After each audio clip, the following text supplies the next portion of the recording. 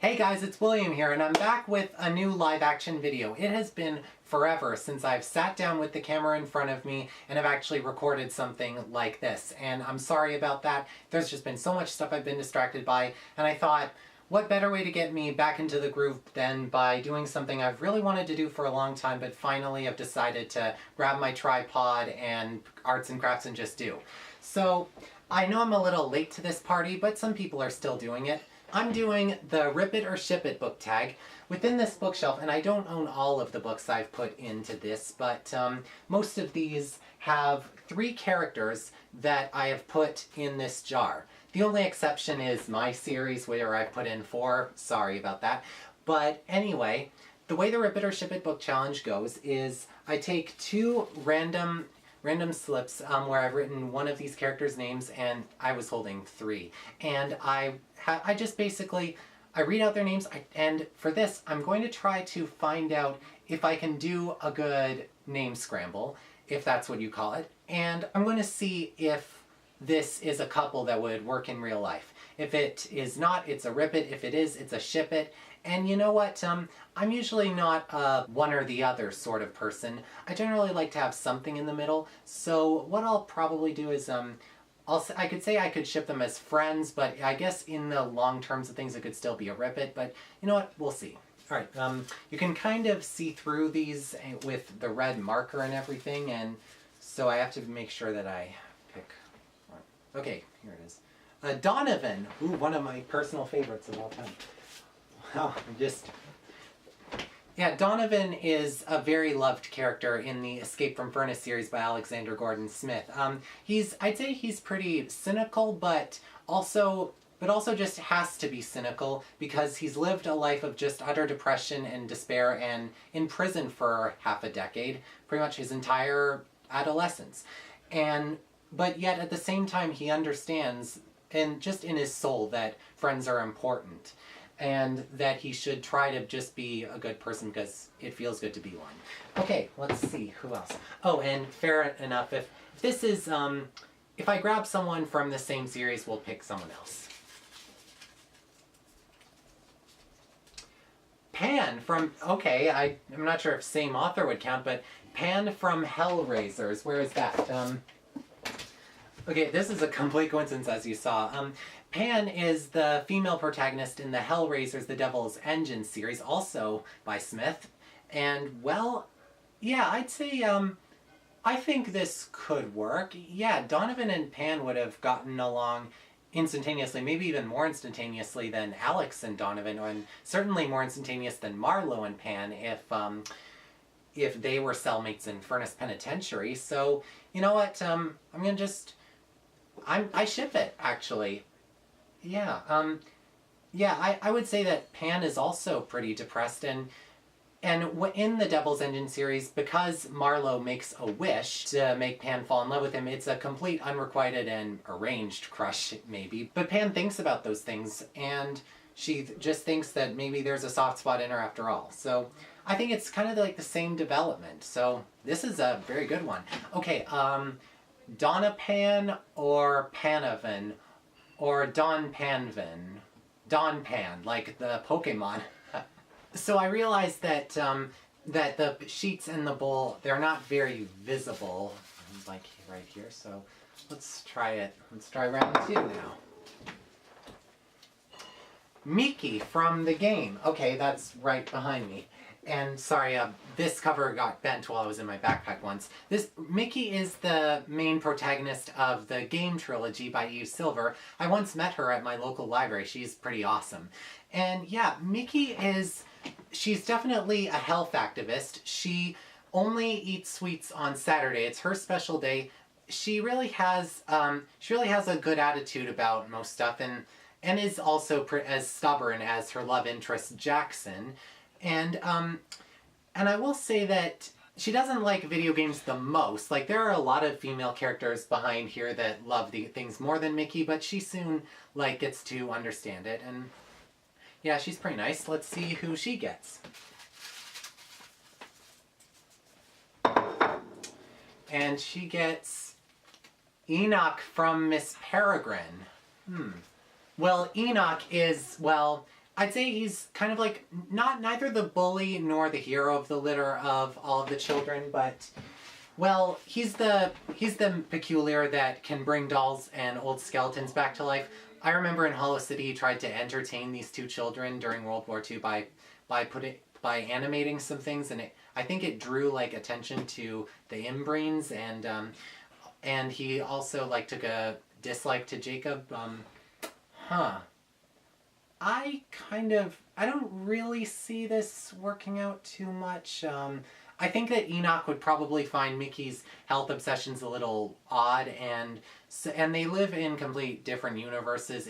In that Enoch was from 1940. I'm not saying that any of the characters in Miss Peregrine's could be paired up with any contemporaries here, but Mickey is really grounded in the present, so I think I'll rip this. I'll put this one just behind me for now.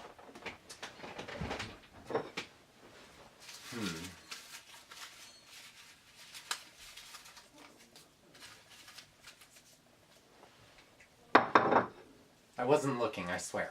Let's see. Kira from The Taking. I will say that Kira is very good at playing softball, even to the point where, even though her disappearance has something to do with this, her field at her old school was named after her. And, well, she doesn't really fall for the main love interest just instantaneously. She has more important stuff to think about, obviously, so, I mean, she's very sweet and certainly pretty brave, so let's see who I get.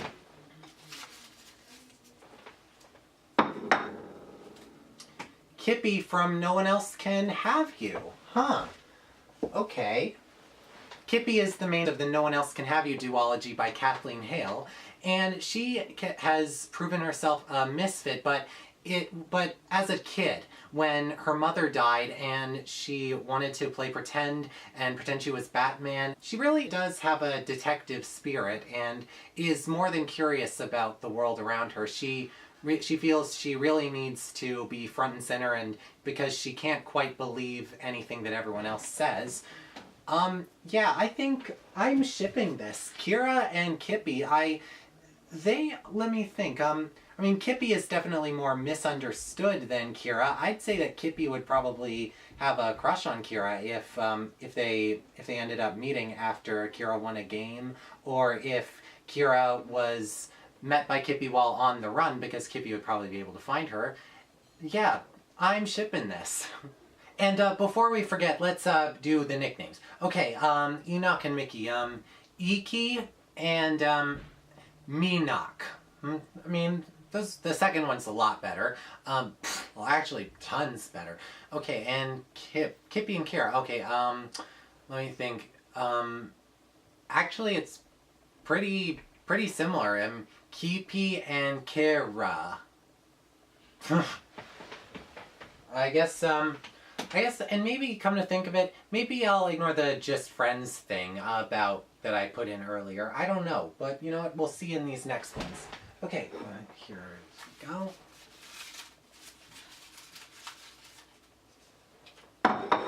Time for round 4. David from the Blacktop Brothers series, the one written by yours truly.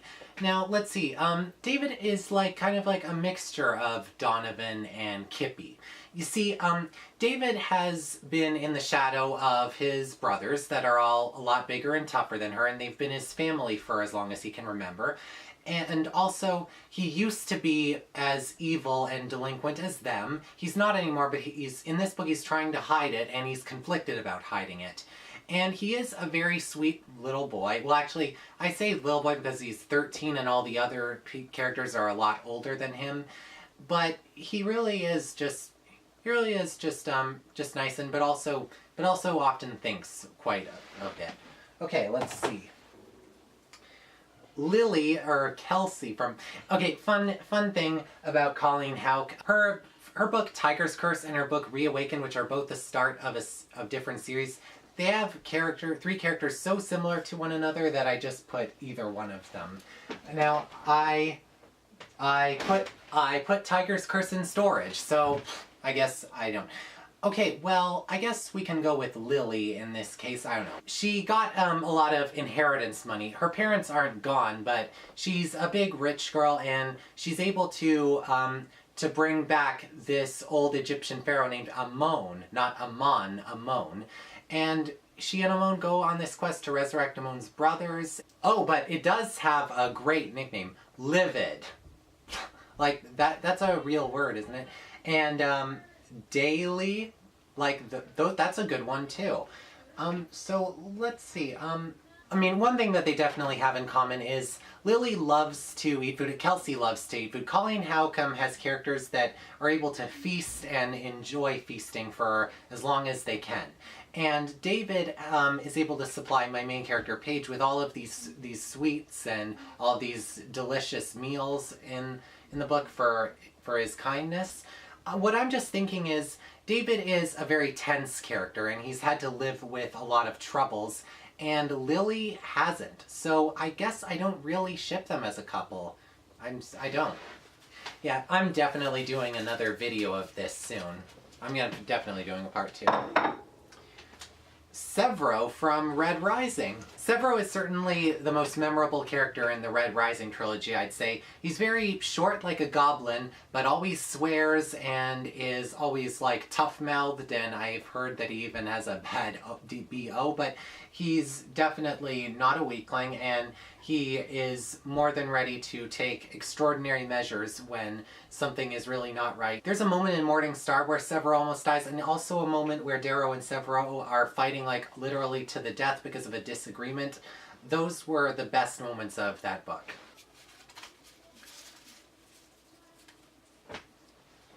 Up with Juliet from the love interest. Okay.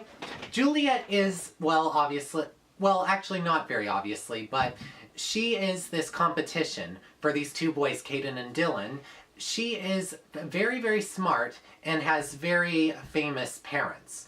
So as a result, this agency thinks that she would be important to spy on, so they try to get Caden and Dylan to fight over her as husband, but the two boys end up falling for each other. Honestly, Juliet really, she is honestly just one of the most innocent protagonists like I've ever read about, and I definitely want to know how she was able to learn all of these stuff. And she also understands when Caden feels like he's not really attracted to her, and she manages to, in the best of times, not get mad at something and decide it's not worth getting mad. Come to think of it, maybe I am putting this on the friend one, because this kind of reminds me of Juliet and Dill, who's the bad while Caden was the good.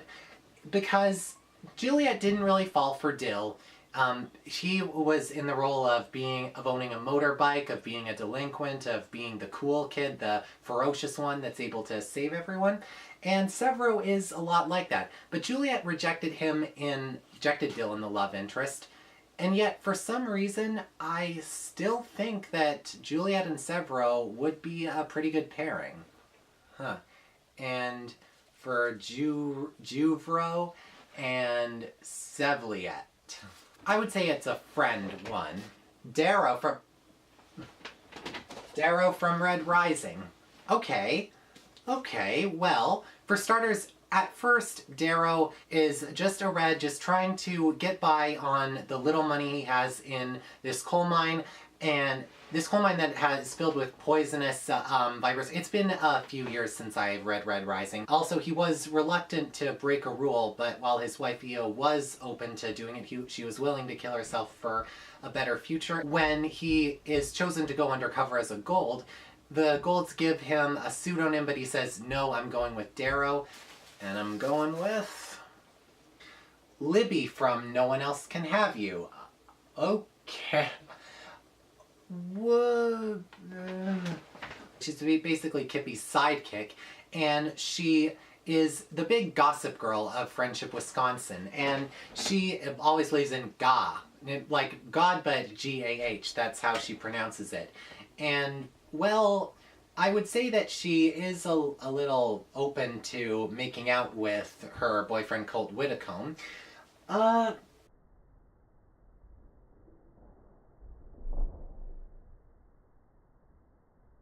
I think that Libby's more comedian and Darrow is more politician, and I guess I could see them working together as like a journalism group or as a detective agency, but I don't think they would be any more than friends. I'm not shipping this one. Oh, Darrow and Libby.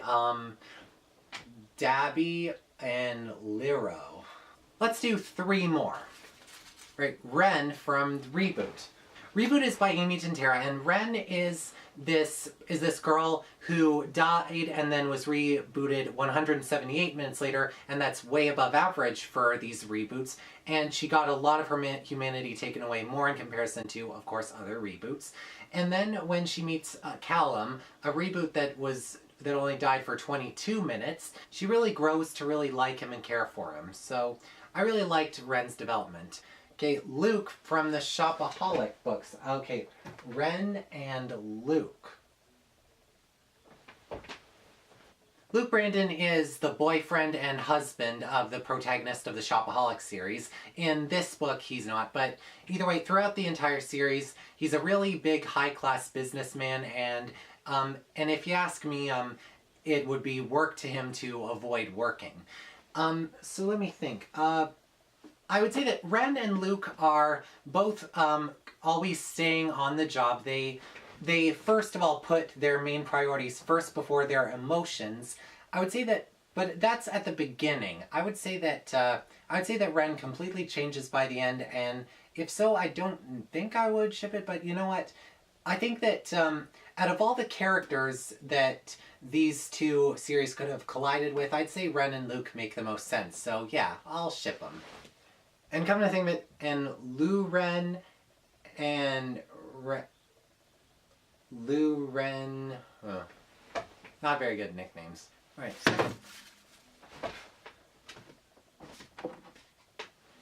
All right, second last round. Oh, okay. Sorry, for a second I thought I said Pan. Pen from, let's see. Now we have Pen, or Penelope Oliveira, from a novel I just read, Girl Man's Up. And, well, she has so many male traits. She loves video games, loves to cut her hair real short and borrow her older brother Johnny's clothes, and she loves the Ninja Turtles. I could talk to her for hours about that, because I'm a big Ninja Turtle fan, for anyone who knows me very properly. Okay. Alright. And Pen gets paired up with Simon from The Taking. Well, Simon is one of the love interests in the Taking trilogy, and he is certainly all up there with the gadgetry and spying. And yet Pen and Simon are both might feel a little cast aside in the universes they're in, but I mean, Simon was basically first followed in because he really wanted to get to know Kira better, and I don't think he would want to get to know Pen better, as Pen would not be interested in Simon either, so I don't think I ship this one.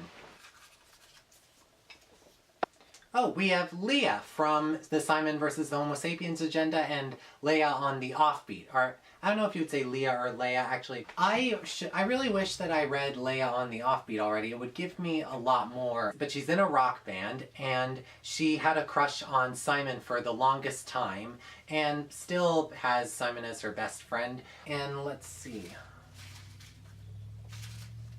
Helen from An Ember in the Ashes. Helen is the one in the middle in The Ember in the Ashes by Saba Tahir, and out of all of these characters, she's the most political, out of Leah and Elias. And in the last book, her entire family, except her sister Libby, was assassinated right in front of her, and she's had to make very tough decisions, especially concerning what she believes concerning the scholars and the other communities across her world, because she's led to believe that scholars are completely inferior, and she still sort of believes that, but she has an aching feeling, and she certainly hates the commandant and her enemies a lot more than the scholars, and is willing to question her sanity when Elias ends up a fugitive. And so for this one, well, actually, yeah, cause let me put it this way. Leah had a crush on Simon before he came out as gay, and Helen Well, she loved and still loves Elias, but Elias doesn't love her back. This is real, actually, just very good. I ship this. They just kind of like Penn and Simon, but these two would be interested in each other, definitely. I will say that Helen would have a bit more of a temper tantrum than Leah would have to put up with. She would probably question why Leah isn't doing stuff that's more for the benefit of mankind, but Leah would probably show Helen how fun and living your dream is like. Let's see, Leon or Hella? Hella's a pretty nice one. Okay, so I was worried that the matchups I would get would be unoriginal ones or ones that were boring, but I had a fun time picturing all of these characters either together or not together, and I had a great time talking with you about it. So I am definitely doing this again soon, and till then, have a great day.